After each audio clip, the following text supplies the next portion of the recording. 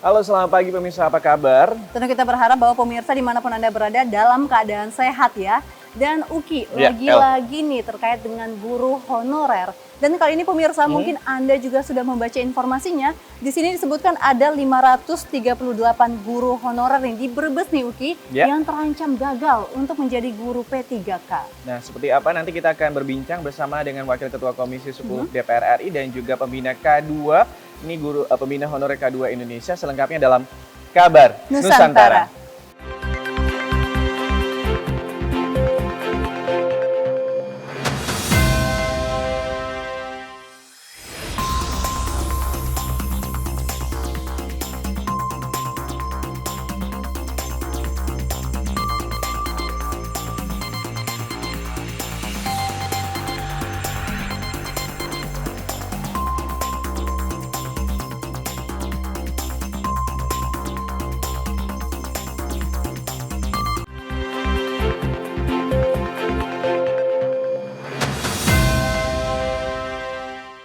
Halo, selamat pagi pemirsa, senang sekali kembali hadir dalam Kabar Nusantara bersama dengan saya Suki Abdul dan juga rekan saya. Bersama saya Elisa Purba dan kali ini pemirsa kita akan membahas terkait dengan P3K. Dan saat ini sudah bersama dengan kami Bapak Abdul Fikri Fakih. Selamat siang Bapak, Ya. Wakil Ketua Komisi 10 DPR RI dari fraksi PKS ya Pak, Dapil Jateng 9. Juga telah bersama dengan kami Ibu Nurbaiti, selaku Siang, Mbak. pembina honorer K2 Indonesia. Selamat pagi Bu. Pagi.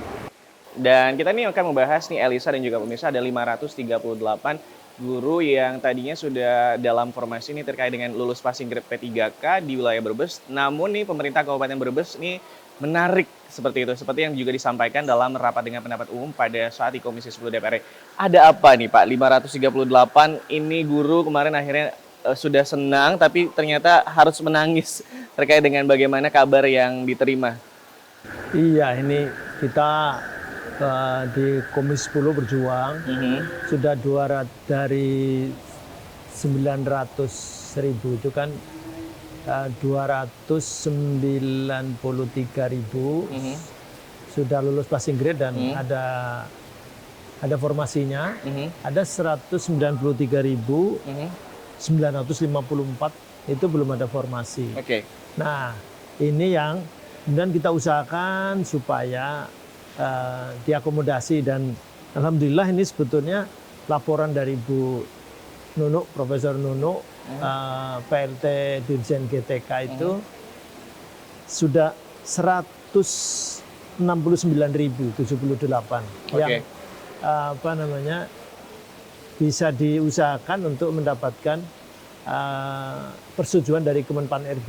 Tapi ini dari dapil saya, Brebes, ada 2 kabupaten kan. Satunya Jayawijaya di Papua, satunya Brebes di Jawa Tengah. Ini Jawa Tengah yang ketahuan angkanya 538 itu ditarik lagi. Alasannya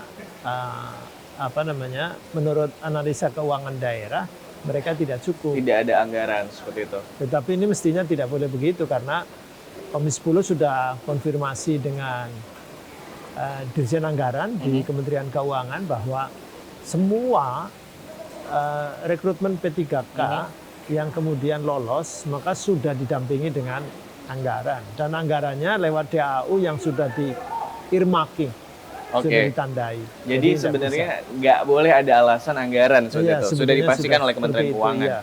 Hanya mungkin karena TAPD, tim anggaran pemerintah daerah, ini diskusinya bahwa tahun ini tidak ada, kok kurang. Nah, memang dia tidak hanya dari Dinas Pendidikan Pemuda dan Olahraga, tetapi dari Dinas Kesehatan juga. Jadi ada 1.200 sekian. Mintanya semua, tapi kan hanya 538. Tapi kan mestinya yang 538 ini diselamatkan dulu karena ini sudah dapat persetujuan ya, tapi ternyata malah ditarik. Nah, sekarang udah dibikin, jadi bupatinya sudah ke Jakarta, sudah menemui Kemenpan RB dan kemudian sudah dapat persetujuan untuk kemudian itu tidak dihapus lagi. Oke.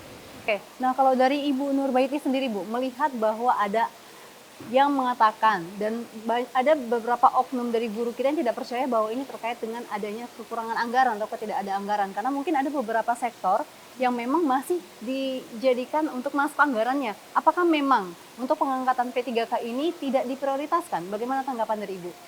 Ya, kalau melihat dari segi sini sepertinya kami gini Pak, teman-teman juga bertanda tanya lah ya. Pastinya ketika Pemda mengajukan formasi, setidaknya kan sudah dipersiapkan, sudah dipikirkan kan terlebih dahulu. Tidak mungkin dia mengusulkan kalau tidak ada pertimbangan dari segi anggaran. Bahkan seperti amanahnya Pak Presiden ataupun dari dewan-dewan yang sudah mengusulkan bahwa anggaran ini kan sudah teralokasikan melalui anggaran daerah. Jadi kalau ada Pemda yang bilang menarik ya gara-gara anggaran, sepertinya hanya sebuah alasan yang dibuat gitu loh. Jadi menciptakan masalah di atas masalah sebenarnya. Jadi teman-teman sendiri yang memang tidak tahu di dalamnya itu seperti apa, ketika dibatalkan hanya segi anggaran, mereka juga pasti kecewa dong.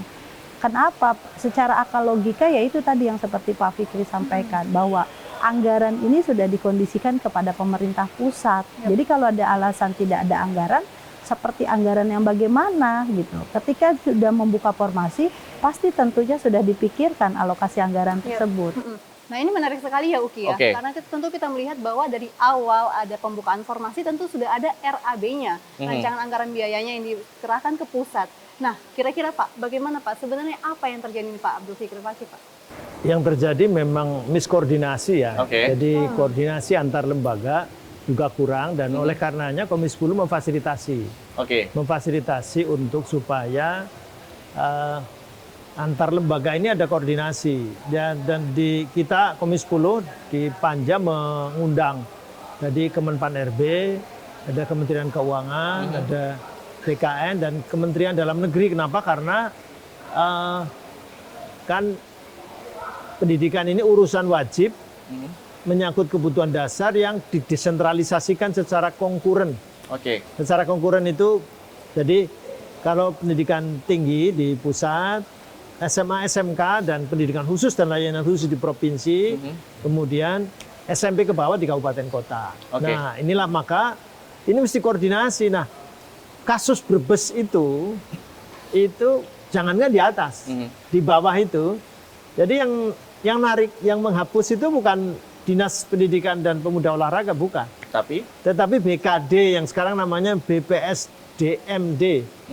BPSDMD yang bersurat ke Kementerian Pendidikan dan Aparatur Negara. Ini kenapa bersurat? Karena diskusi di TAPD, tim anggaran pemerintah daerah yang dipimpin oleh Sekda, bahwa ini nggak cukup anggarannya begitu. Mestinya kan konsultasi lebih dulu dan seterusnya dan seterusnya. Ya ini juga kemarin sempat ada surat terbuka juga yang disampaikan kepada sejumlah pejabat di pemerintahan Kabupaten Brebes.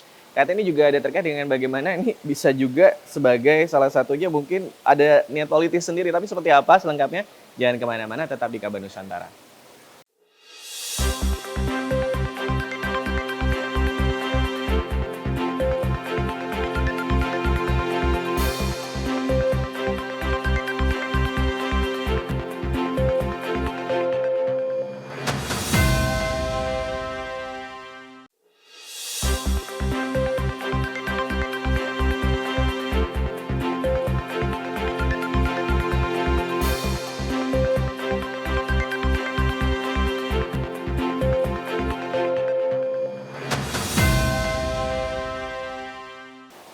Dan pemirsa, terima kasih Anda masih setia menyaksikan Kabar Nusantara.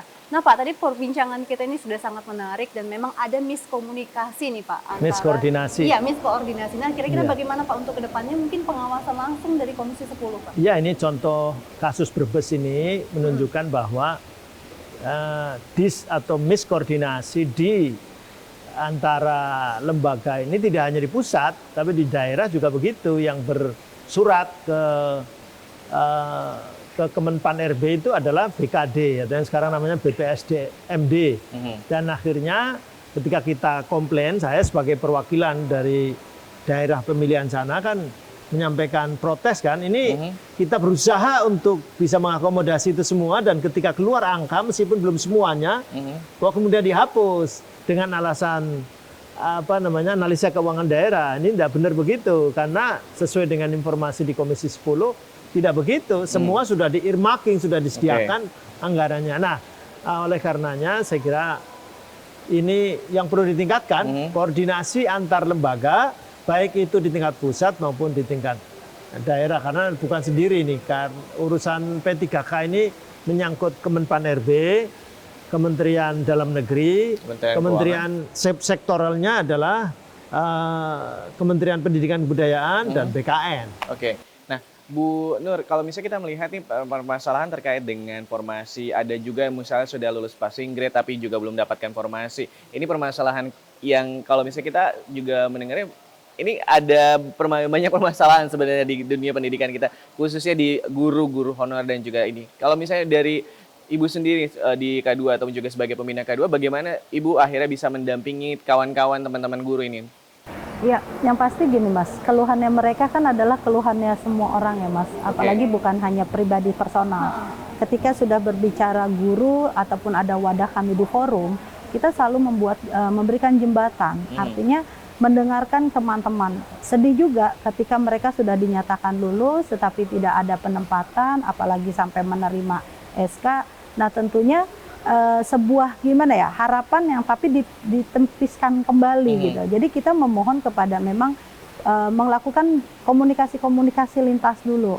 Kenapa dari daerahnya terutama. Kedua, tapi benar menurut Ibu tadi yang seperti Pak Fikri sampaikan bahwa tidak adanya koordinasi, tidak adanya yang baik di antara lembaga ini? Bisa seperti itu, karena tentunya kenapa bisa dia lulus tapi tidak ada penempatan? Otomatis kan dari segi awal pengusulan harusnya pertama sudah ada gitu. Sudah ada. Dari penetapan formasi ya, penempatan formasi. Jadi kita butuh berapa sih gitu loh. Dengan skala pendaftaran ini yang mendaftar berapa? Setidaknya itu sudah disiapkan dari awal gitu.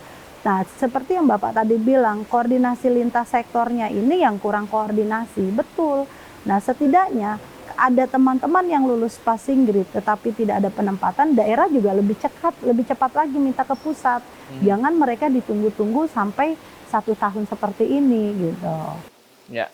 Nah, sebenarnya ini sangat menyakitkan dan menyedihkan banget. Pak dan Bu, karena kan tentu kita tahu bahwa guru-guru yang juga ada di desa dan dimanapun itu tentunya berharap masalah formasi dan juga anggaran itu bukan menjadi kendali mereka ya. Mereka hanya berusaha untuk bisa lulus masuk menjadi pegawai P3K. Nah, kira-kira Pak, dari Komisi 10 sendiri, bagaimana supaya hal kejadian seperti ini tidak terjadi lagi dari penentuan formasi maupun anggaran ke depannya Pak? Alhamdulillah sih yang 538 ini sudah dicabut lagi ya oleh. Jadi sudah bisa berlapas lega setidaknya Pak? Sudah, paling tidak informasi awal ya. Jadi ini akan Pak Fikri kawal terus ya? Sudah, saya kira saya sebagai anggota DPR dari Dapil sana, Jawa Tengah 9, saya akan memantau terus. Jadi sekarang sudah Kemenpan RB sudah setuju, kemudian BKN tinggal input lagi. Jadi kan sudah di take down itu 538 itu sudah hilang. Jadi formasi itu sudah hilang, tentu menangis dan seterusnya, sedih dan seterusnya. Mereka demo dan seterusnya, dan kemudian bupati, kemudian dinas pendidikan, kemudian juga BPSDMD juga segala macam semua ke Jakarta dan meminta untuk dikembalikan. Dan sekarang berarti bolanya ada di BKN untuk input lagi. Ini bisakah menginput lagi 538 itu diinput lagi supaya ini juga kan sistem. Apakah mengganggu sistem atau tidak? Sekali lagi harapannya ke depan nggak ada lagi nih sembrono seperti itu, dan semakin ke sini karena ini menyangkut nasib orang ya. Mestinya tidak hanya dilihat secara teknokratik. Tidak hanya teknokratik. Sama juga dengan di pusat juga begitu. Hanya pengumuman 1 juta misalnya. Tetapi faktanya yang daftar kan cuma 500, kita dorong sampai 900 gitu. 900.000. Nah, faktanya kemudian cuma 293.000 yang terakomodasi, yang ada formasinya. 193 tidak ada formasinya. Dan sekarang yang 193 itu yang clear itu 169. 169 itu sebetulnya itu hanya 127 saja yang ada formasi real. 127 dari 169. 169. Jadi ada 41.000 yang sesungguhnya dipaksakan atau disiasati bagaimana caranya. Jadi luntang-lantung gitu Pak? Itu artinya berarti dari 169 yang dipaksakan untuk mendapatkan formasi itu ada 41 yang diadakan begitu, dan berarti masih ada 24.000 dari 193.000 itu yang perlu dicarikan formasinya seperti solusinya. apa. Dan jangan itu honorer. tanda bahwa perencanaannya berarti bagaimana nih 1 Belum juta, siap. kemudian mereka tes, Revisi lah itu. kemudian lolos. Risikonya kalau udah tes lulus, kan jadi punya hak untuk di SK kan Betul. gimana? Tapi kalau kita ngobrolin ini sebenarnya permasalahan guru nggak ada habisnya. Ternyata ada lagi. Sebenarnya kalau kita melihat nih Pak, antara pemerintah pusat, pemerintah daerah, ataupun juga misalnya Kementerian Pendidikan dan juga Kebudayaan, sebenarnya ada willingness atau ada keinginan nggak sih Pak untuk akhirnya bisa memperbarui. Kita setiap bulan kayak ngobrolin guru nggak akan ada habisnya. Kali ini ada lagi 538. Akhirnya Pak Fikri bantu untuk akhir Kemenpan RB untuk direvisi untuk setidaknya bisa bernafas lega nih 538. Gimana sih Pak sebenarnya kalau Pak Fikri sendiri sebagai Wakil Ketua Komisi 10 melihat menteri kita nih terkait dengan permasalahan guru yang nggak akan ada habisnya ini? Pendidikan tidak boleh kemudian dilihat hanya dengan satu sektor, hanya satu sudut pandang, dan hanya satu kementerian saja. Oke. Kementerian itu harus tahu bahwa dia harus berkomunikasi dengan Bappenas, harus berkomunikasi dengan Kemendagri, sangat dekat. Dan kemudian apalagi kalau tentang SDM, ini kan pendidikan tidak hanya guru, ada banyak aspek lain, ada juga bangunan, infrastruktur, sarana prasarana dan sebagainya. Dia berarti harus berkomunikasi yang sangat erat dan berkoordinasi yang sangat bagus dengan Kementerian PUPR misalnya. Sekarang kalau kemudian di satu tempat sekarang ini ketika PJJ lantas mau bangkit lagi menjadi PTM, pendidikan tatap muka, pengajaran tatap muka, lantas kelasnya nggak siap misalnya, dia tidak bisa bangun, yang bisa bangun PUPR, yang punya anggaran juga PUPR, berarti kan dia harus ketuk pintu kepada PUPR. Itulah kondisinya, sehingga ini Jadi nggak ada komunikasi yang baik menteri sekarang Betul. dengan menteri yang lain. Itu kata Pak Fikri loh. Iya. Bisa kita jangan kemana-mana. Miskoordinasi. Kita akan masih membahas terkait dengan bagaimana nasib 538 guru P3K di Kabupaten Brebes setelah jeda berikut.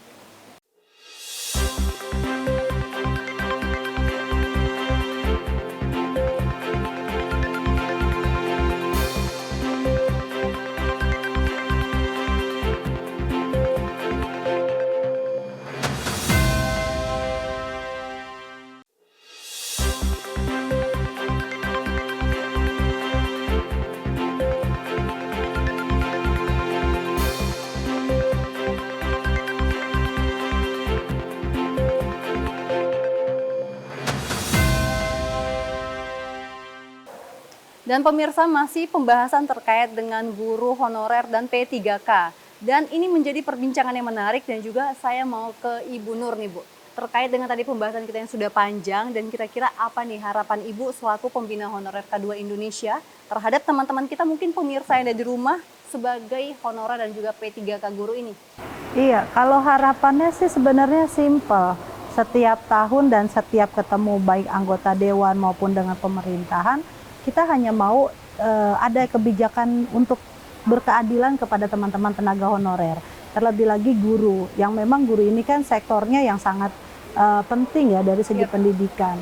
Teman-teman ini berharap dengan pengabdiannya mereka yang sudah puluhan tahun bisa diangkat menjadi ASN tanpa diribetkan dengan yang hal-hal yang tadi. Mereka harus dipusingkan dengan memilih formasi, mereka dipusingkan kembali, dia bilang tidak ada anggaran. Padahal itu bukan ranah mereka, Bukan ya Bu? ranahnya kami hanya minta perhatikanlah, perhatikan dan lihat pengabdian. Kayaknya semua hampir jangan lagi begitu kita sudah ada peluang dibukanya rekrutmen P3K ini melalui SSCASN ini, kita dipusingkan lagi dengan sistem. Banyak teman-teman yang begitu sudah masuk, mereka datanya tidak terbaca lah di Dapodik, tidak sinkron lah, sehingga untuk meneruskan saja mereka tuh sudah tidak bisa. Jadi sehingga ya harapan kami melalui Pak Fikri juga nanti di Komisi 10, didoronglah kepada Pak Menteri ini, teman-teman kami ini setidaknya sudah diberikan kalau istilahnya karpet merah lah, dipermudah, jangan dipersulit lagi, baik itu dipusingkan formasi, anggaran, apalagi dalam sistem pendaftarannya. Berarti ini jadi PR Komisi 10 Tapi nih, juga Pak. tadi ada menarik ternyata ini Kabupaten Brebes maksudnya di daerah gitu. Apalagi di DKI Jakarta sebagai ibu kota Ibu negara kota. ternyata juga punya permasalahan yang sama Banyak gitu ya. Terkait dengan juga masih permasalahan. ada kantor Ibu Nur ini 1 tahun setelah mendapatkan formasi ternyata baru mendapatkan SK. Gimana nih nasib-nasib guru yang ada di daerah yang juga Betul, memiliki permasalahan DKI aja sama, begitu. belum ada SK bahkan atau udah lulus tapi ternyata akhirnya ditarik sama pemerintah kabupatennya. Gimana sih Pak sebenarnya kalau kita ngelihat keinginan pemerintah untuk akhirnya bisa memperbaiki kesejahteraan para guru kita ini? Ya, saya kira pendidikan tidak bisa hanya dikelola dengan cara korporasi, nggak bisa. Oke. Jadi ini harus pendekatan korporasi boleh saja. Jadi tetapi ini adalah government, ini adalah pemerintahan, sehingga good government dan clean government dan good governance itu saya kira harus diterapkan betul di pendidikan, dan pendidikan ini kompleks sehingga tidak ada lain kecuali koordinasi kementerian dan lembaga yang terkait dengan pendidikan. Dan menurut saya tadi saya sering menyampaikan biar ini tidak gaduh, tidak terus menimbulkan masalah. Undang-undangnya, perangkat perundangan sudah ada. Jadi tidak hanya teknokratik, dihitung di kantor Kementerian Pendidikan dan Kebudayaan saja, tidak. Tetapi kita harus tahu lapangannya. Jadi menteri yang baik pendidikan ya harus tahu di lapangan seperti apa. Jadi ini kondisi lapangan itu berarti secara partisipatif nanti akan mendapatkan masukan dan pengambil kebijakan tidak hanya dia, tetapi juga guru juga merasa ini memang hajat kita dan ini kita yang menentukan begitu. Oke. Dan kemudian lagi-lagi nampaknya toh kadang juga kan larinya akhirnya orang guru juga larinya ke DPR. Menteri juga kalau penyelesaiannya juga di DPR, sehingga secara politik memang menteri itu pejabat politik, sehingga harus juga ada komunikasi yang politik yang baik. Komunikasi politik yang baik. Terakhir Pak Abdul Fikri dan juga Bu Nur mungkin bisa disampaikan kepada 538 nih guru P3K di Brebes maupun juga guru P3K atau guru honorer lain yang di Indonesia yang masih terus berjuang, masih terus mau mencerdaskan anak bangsa seperti itu, mungkin untuk bisa apa nih yang bisa menjadi sebuah oase mungkin buat mereka Pak. Silakan Pak Fikri dulu, boleh ke kamera 2 Pak. Jadi begini, guru ini kan panggilan hati ya, Bapak Ibu, para guru. Bapak Ibu sudah 10 tahun, 15 tahun jadi guru. Memang hanya status yang tidak jelas. Sehingga ini pekerjaan orang lain, yaitu pekerjaan pemerintah. Bapak Ibu sudah berdedikasi di dunia pendidikan, dan ini mudah-mudahan ini mendapatkan makna kontribusi partisipasi terhadap bangsa dan negara. Mudah-mudahan nanti mendapatkan perhatian juga dari pemerintah. Saya kira tidak bisa kemudian karena kasus guru seperti sekarang ini lantas Bapak Ibu putus asa dan sebagainya hanya karena status. Nanti statusnya akan berubah. Dulu PNS, sekarang hanya P3K, nanti apa lagi dan sebagainya. Mudah-mudahan kalau statusnya udah jelas, nanti kesejahteraan juga ikut dan jaminan sosial juga ikut. Pak Fikri akan kawal terus ya Pak. Dari Ibu Insya Nur Allah. bagaimana Ibu? Ya, kalau saya untuk pada teman-teman semuanya yang masih menunggu kejelasan nasibnya, seperti yang tadi Pak Fikri bilang, bahwa menjadi guru itu ataupun menjadi tenaga honorer itu kan tentunya sudah jadi panggilan hati, ya kan. Kalau mereka tidak nyaman jadi guru atau jadi tenaga honorer, sudah lama lah dia gitu. Ternyata kalau memang jadi guru itu kita punya kecintaan terhadap anak murid tersendiri. Buktinya walaupun nasibnya belum jelas, mereka masih terus mengabdi gitu kan. Dan saya berharap ini tidak menjadi pematah semangat buat kawan-kawan, karena kita yakin dan percaya selama kita mau berusaha, selama kita terus berikhtiar dan keyakinan itu ada, saya yakin teman-teman juga masih terus mengabdikan dirinya kepada bangsa ini, mendidik anak-anak kita menjadi lebih cerdas. Dan saya berharap tentunya para wakil rakyat kita pun di DPR RI ini tidak tutup mata dan tutup telinga apa yang menjadi jeritannya kawan-kawan, pasti akan terus diperjuangkan. Karena saya yakin dan percaya yang tadi dibilang setiap tahun itu ada perubahan-perubahan. Dulu di status jadi honorer, ada peningkatan 2018, teman-teman saya juga udah ada yang PNS, melalui jalur usia di bawah 35 ya Pak Fikri waktu itu. 2019 dibuka lagi ada rekrutmen P3K tahap pertama, dibuka lagi di 2021 tahap kedua. Artinya setiap tahun itu ada perubahan sehingga ketika kita mau berusaha dan rajin komunikasi menyampaikan permasalahan-permasalahan, insya Allah suara-suara kita didengar. Jadi tetap semangat, tetap jangan jangan melupakan tugas dan kewajibannya. Karena nggak jelas nasibnya langsung nggak mau ngajar, kan kasihan anak-anak didik kita. Jadi insya Allah Pak Fikri dari Komisi 10 akan terus mengawal, kami pun forum akan terus berkomunikasi dengan pemangku kebijakan. Oke. Ya, dan bisa kita harapkan sekali lagi nih permasalahan terkait dengan dunia pendidikan, salah satunya guru ini bisa sudah diselesaikan, akan diterus kawal oleh Komisi 10, dalam hal ini juga Pak Fikri dan juga teman-teman di Komisi 10. Ini akhir dari Kabar Nusantara, saya Suki Abdul, dan pastinya saya ucapin terima kasih Pak Abdul Fikri Fakih. Terima kasih, sama-sama. DPR dari fraksi Partai Keadilan Sejahtera, Ibu Nurbaiti, pembina K2 Indonesia. Saya Suki Abdul dan juga rekan saya. Saya Elisa Purba beserta seluruh kerabat kerja yang bertugas mengucapkan terima kasih telah menyaksikan Kabar Nusantara hari ini. Sampai jumpa. Sampai jumpa.